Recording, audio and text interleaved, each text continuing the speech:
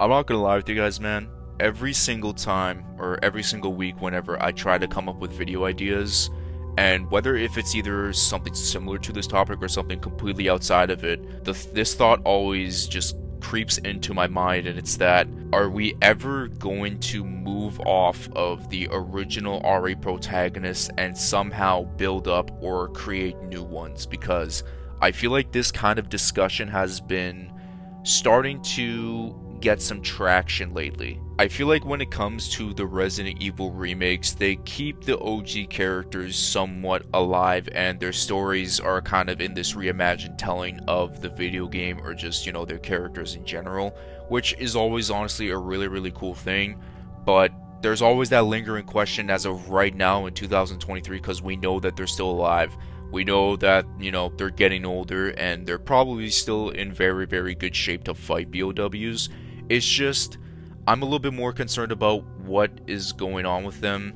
Are we ever going to move off of them? Are they going to, somehow get killed off? Something like that. And another thing is, how long is the Resident Evil franchise going to continue ongoing? We are about to eclipse the 30-year anniversary. I think we're in the 27th year or 28th year. I'm not too sure. We're really close to 30 years of Resident Evil, and it is Capcom's most sold video game franchise of all time. Like, I 100% get that. I just wonder though, is it ever going to end, or is this going to be like an ongoing thing for kind of like 50 or 60 years, whether if there's a new generation of characters or if they're just gonna de-age these characters, the ones that are, currently in the timeline with the main four protagonists and the other cool, really good side characters as well. That's what I honestly feel like when it comes to Resident Evil 9, is there going to be like this some sort of inevitable end, or is the story just going to continue on going until these characters are just either dead or just retired and done with? I feel like when it came to RE7 and RE8 with the introduction of Ethan and his family, it kind of did feel like a little bit of a test of the waters kind of thing when it comes to like dishing out a new generation of RE characters, something around there. And you do have a couple of characters that you have that were in the previous games to build a foundation of that. And one character in particular that sticks out to me that I feel like that could carry the torch into the next generation is Sherry Birkin. I mean, of course, you can always come up with brand new characters. I mean, Capcom just did that in 2017, and I wouldn't be surprised if they did it, in the near future, whether if it's 3 or 4 years from now or just after Resident Evil 9 is either launched or is about to be built up and revealed. There are a few, I guess, OG young characters that can be there to give you like that old kind of feeling or closure about, this is a protagonist that I'm very familiar with, and that can, be a setting piece to either carry the torch for the next generation or just be a part of that group with newer protagonists that you can build up along with that one character, or multiple, honestly, because I don't think really Sherry is the only person that you can depend on. There's a lot of other people like Sheba, I guess, could be one. Rebecca can be one. I think she would probably be in, the older stage. But it just depends on how often she will be in the fight of bioterrorism, because I think she's trying to stray away from that, because it's kind of like that with her and Claire. I think Jake Mueller, as much as I don't like the guy at all, I already know that he's going to be a part of the franchise for a good chunk of it. I mean, I would at least hope, because if you're going to say that Wesker has a son and you're only going to have him appear in one video game, it's just one of the weirdest things that you could easily do in this franchise. Just, oh, the main villain has a son, we're not going to bring him back anymore now after Resident Evil 6. It's just stupid. I feel like Capcom definitely just set them up to where it's like, you gotta bring this guy in no matter what. And I honestly feel like the same way with Sherry. When it comes to potential other characters, I feel like Rose could have been one of them, but she didn't necessarily age fast. I mean, if you guys do remember in Resident Evil Village, in one of those, what is that thing called? It's like, it's that container where it had Rose's body parts in it.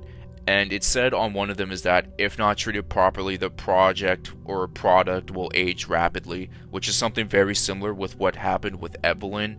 But it didn't happen with Rose. She was treated properly and was 16 years old, like rightfully so, in 2037, because she was born in 2021 or whatever the case was. If they ever necessarily did go into the late 2030s or 2040s or whatnot, whenever I'm like a 40-year-old grown-ass man. Yeah, that would be an interesting character to start because I don't really know if her story's done, but it could be. And I know with RE4 Remake releasing, people would probably say, how about you bring Ashley Graham back and she can just turn into this government agent just like Leon. The funny thing is, dude, is that Resident Evil 4 Originals 20-year anniversary is about to be happening very, very soon, which means Ashley will be 40 years old currently, and we don't even know where the hell she's been. Like, a lot of people will be wondering, what has she been up to for the past, like, 20 years? I think she's one of those characters where it's going to be like, as much as we will want her back, she won't come back no matter what. And you can honestly say the same thing for either Billy Cohen or Carlos Oliveira, unless they make either a Resident Evil CGI movie or a side game that goes all the way back into time featuring those characters. That's what I personally feel like. And the only last lingering hope to where someone can come back that's in that one-off island is Sheva. I can make a whole video talking about those characters, but we'll see. Another funny character that just came into my mind about possibly the next generation is honestly Moira. I feel like it would be pretty cool to know that, you know, the Burton legacy can be carried off with her, and I thought her character was getting progressively better as the story went on. I wasn't the biggest fan of her at the beginning of the game, but it continuously got better. She came to terms with her father, everything got perfectly fine, and I do wonder what the plot is with Natalia or Alex Wesker. I honestly hope Resident Evil 9 could take advantage of that, but it's funny though.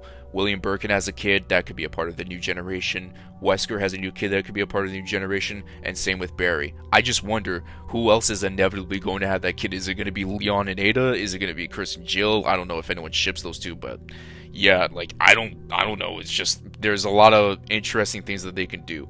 Now, what's funny is that for a lot of the women characters, Claire, Jill, and Rebecca specifically, they're all slowly aging. And it's funny because Ada got infected with a Plaga in RE4 Remake.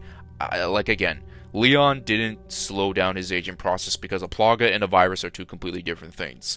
I wonder if it's going to be the same with Ada, or if it's just going to be something completely different, or it's like, oh, it was a different Plaga when it came to the U3 Verdugo, so she's going to be slowly aging as well. We just completely retconned or did a complete change of that from the original to the remake.